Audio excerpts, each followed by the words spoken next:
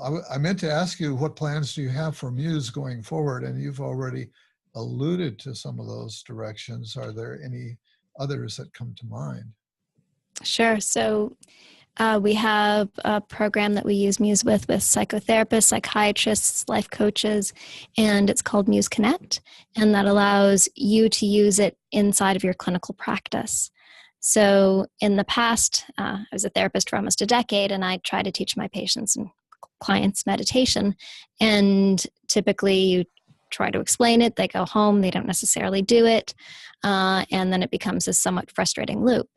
Now you can simply hand your patient to Muse or use it in session with them, explain the meditation process, actually have them hear and feel in real time what their mind is doing during meditation, and then prescribe the use of it regularly throughout the week. And you can actually track each of your clients and how their meditation is going.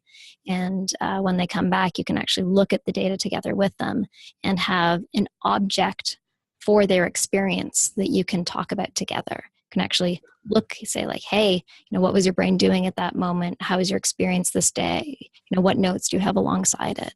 So it becomes this really tangible way to bring meditation into your clinical practice or coaching practice. Yeah. Yeah. Going back to the idea of controlling external reality with external things with the brain. There's been quite a bit of that actually by now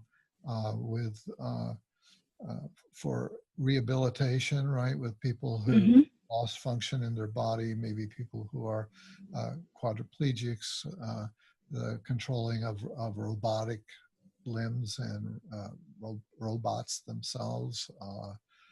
There are certainly a lot of games in which that's one of the electronic video games in which that's one of the principles.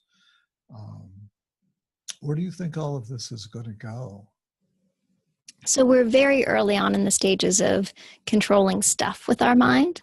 Yeah. Actually, in our history of developing this, we tried all of those things. We made games that you control with your brain. We let people light up tall buildings with their mind, all of which showed us the fact that the most valuable thing that we can do with this technology now is help us turn the lens inside and use it to understand ourselves. Ultimately, we are in a world of sensors, and sensors are going to get better and better at understanding ourselves and our needs and supporting our interaction with technology. We're a long way off till we can effectively control something with our brain, like a significantly long way off. Yeah. But in the time from now until then, we will have technology that is able to understand some aspects of ourselves or our emotional experience and then be able to reflect that back to us so that we can get better and better at making choices about our lives.